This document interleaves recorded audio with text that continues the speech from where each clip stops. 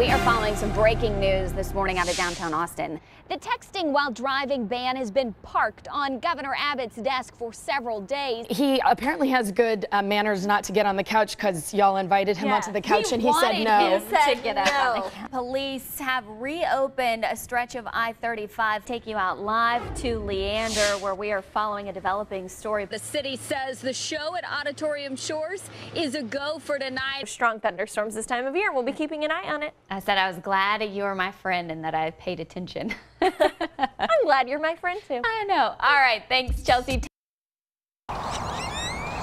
In a church parking lot, we're here today on a mission to escort a veteran. Patriot Guard riders gather. He was previously classified as unclaimed. To take one of their own home. For circumstances that we don't know why he became homeless, but it's irrelevant. The fact is, the man served. 5 months ago, Vietnam veteran Alvin Simpson died in a shelter. You can have this casket to bury that veteran. So they donated this casket. Outstanding. The 65-year-old Marine's family didn't have the money to cover a funeral. $1,350. So the funeral director turned to social media. This gentleman did not belong in a potter's grave. This gentleman belongs in a place of honor, and that's where we're going to take him today, is to lay him to rest with heroes. Kickstand up. They made the hour drive to his final resting place.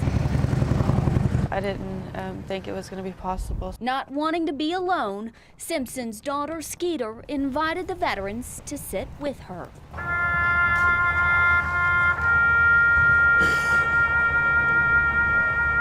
I'm grateful.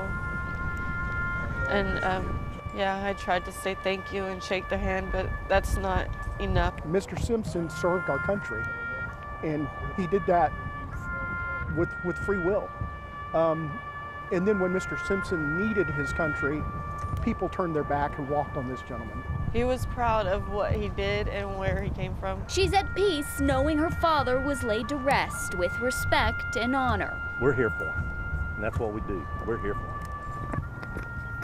Alvin Simpson now has a place to call home. He always talked about this, and I think he would be smiling.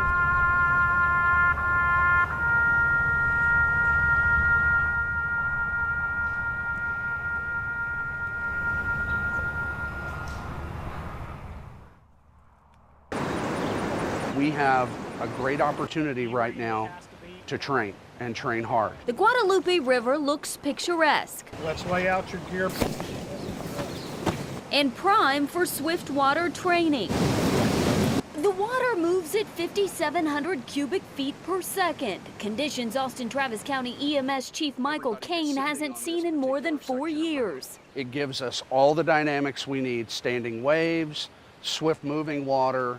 The current flows are very dynamic. Many worked the Memorial Day floods around Central Texas. So I suited up to see what it's like. Here we go. With Commander Brian Fitzpatrick by my side, we head into the water, starting with a crash course on defensive swimming. The same thing applies for people that are washed away in a flood as applies to the rescuers. Keep your feet downstream so you can push off things. Keep your eyes up so you can see stuff that's coming. We're gonna get into the moving water now. Just with practice, I can tell you, it changes so quickly. Navigating the water is no simple task. Within seconds of letting go, I'm moving downstream. I have a whole new appreciation for what you all do and what it is like to be in that water, just jumping in. And that was 30 seconds. We get back in. The river is powerful and relentless even with gear on. I try to remember everything Commander Fitzpatrick explained, but still take in some water. Not long after, a boat crew picks us up, only to drop us off in even stronger water. First responders stress not to panic, which is easier said than done. How'd I do? You did fine. You got in the water, you didn't panic. The team will keep training in the days ahead for whatever Mother Nature may send to Central Texas. The power of the water, it's relentless. It's cold, and it will kill you in a matter of minutes. Every bit of time that we spend in this water pays off when another Memorial Day flood happens or another Onion Creek flood happens. It'll be dark, it'll be difficult, but these guys will be ready for it. In New Braunfels, Ann Wyatt Little, Fox 7 News Edge. All right, who doesn't love a good picture of a dog? The photographer behind the popular Instagram account Zilker Bark knows this to be true with nearly 100,000 followers. Yeah, I'm definitely one of them. This month, he's taking his passion for dogs across the country. It's all to raise awareness about the no-kill effort. Pulling into the office. Doesn't seem so bad when you work here. When I first moved to Austin, I was blown away at Zilker Park. Your co-workers Come on, Sid. Zivica. and clients have 4 legs. Excuse me, can I meet your dog?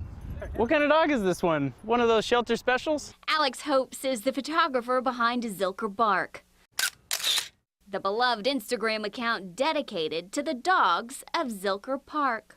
Well, it's just a fun thing that I wanted to do, just taking pictures of dogs at the park. Yeah. And then it kind of blossomed into something much bigger than that. Armed with snacks and his camera, the 29-year-old knows his audience. She thinks I have treats, and I do. A trip to the park means seeing the regulars. Man, he's grown up, hasn't he? He's full grown now. Like Moose. Wait, And new faces like Annabelle. you mind if I take your picture? Even a loyal follower like Lola's Human. I have an Instagram where I post pictures of dogs, so I'm not just crazy. Are you Zilker Bark? Yeah, Zilker Bark. Oh, cool. And we can't forget Violet. I wanted to feature the dogs of Zilker Park. I come here all the time. I'm a regular with my dogs, and giving these dogs an outlet to be the celebrities that they are, I think that's the foundation of the Instagram. What started as a hobby soon turned into a full-time job. In 2 years, a few followers became close to 100,000. I've been able to leverage the Instagram following to really do some great things in the community, and that's something that I feel is a must, because if you have the power to influence, you better do it for good. Alex and his followers support Austin Pets Alive. Now he's preparing for a cross-country trip, stopping in major cities. It's a project to feature long-stay dogs in no-kill cities across the nation. He knows the power of a picture can go a long way.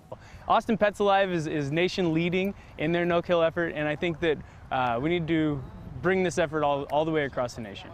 One dog at a time, he hopes other cities follow in the paw prints of Austin. Oh my God, look at all these dogs. As you can imagine, that was a fun day out of the park. Yeah, it looked like it.